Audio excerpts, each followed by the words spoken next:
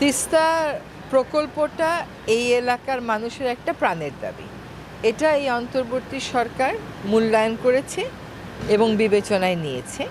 তিস্তা একটা অনেক বড় প্রকল্প এবং এই প্রকল্পের অনেক ধরনের অনুষঙ্গ আছে, অনেক ধরনের কম্পোনেন্ট থাকার কারণে এইটার স্টাডিটা একটু ভালো করে করতে হচ্ছে। আমাদের পক্ষ থেকে যা করার সেটা আমরা করে চীন সরকারকে পাঠিয়ে দিয়েছি। আমাদের ইআরডির মাধ্যমে বৈদেশিক প্রকল্পগুলো যে দেখে অর্থ মন্ত্রণালয়ের অধীনে, তার মাধ্যমে আমরা কিন্তু এটা পাঠিয়ে দিয়েছি। এখন চীন সরকারের বিশেষজ্ঞ দলরা এটা যাচাই বাছাই করছে।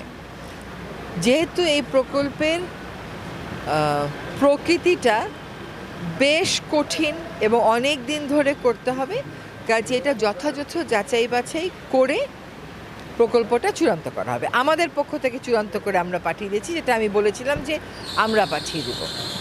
এখন এটা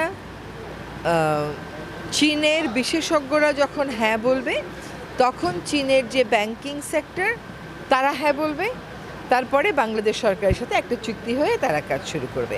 আমার আজকে আপনাদের এখানে আসার কারণই হচ্ছে চীনা যে দূতাবাসের রাষ্ট্রদূত আছেন তিনিও এখানে আসবেন। আমরা একসাথে আবার একটু প্রকল্প এলাকাটা দেখব। ফ্রি ফেয়ার এবং ক্রেডিবল না হওয়ার কি কারণ থাকতে পারে এটা আমাকে একটু বুঝাতে হবে। মনে মনে যদি নেতিবাচকতা পোষণ করেন তাহলে প্রশ্নটা ওরকমই হবে। এই সরকারের কোনো কারণ কি আছে এটাকে ফ্রি ফেয়ার এবং ক্রেডিবল না করার? আমাদের কোনো রকমের কোনো স্বার্থের দ্বন্দ্ব আছে এখানটাতে? আমাদেরকে দায়িত্বে বসিয়েছেন আপনারা, আমরা কিন্তু নিজেরা কেউ সেদে আসি নাই। আমাদেরকে যে দায়িত্বটা দেয়া হয়েছে সেই দায়িত্বটা আমরা পালন করছি।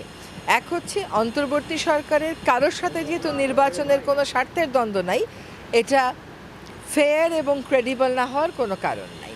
২ নম্বর বিষয় হচ্ছে যেহেতু এখানে প্রধান রাজনৈতিক দলেরা সকলেই নির্বাচনমুখী, দেশের মানুষ ভোট দিতে চায়, সুতরাং এটা সকলে মিলেই যেন আমরা ফ্রি ফেয়ার করে ফেলি। একটা নির্বাচনের মধ্যে যদি ভিন্ন কোনো এলিমেন্ট ঢুকেও পড়ে, ধরেন কোনো একটা এলাকায় ব্যক্তি স্বার্থে কেউ একটা গণ্ডগোল করলো, এটা সরকারের পাশাপাশি প্রশাসনের পাশাপাশি জনগণেরও দায়িত্ব, ভোটারেরও দায়িত্ব সেটাকে প্রতিহত করা।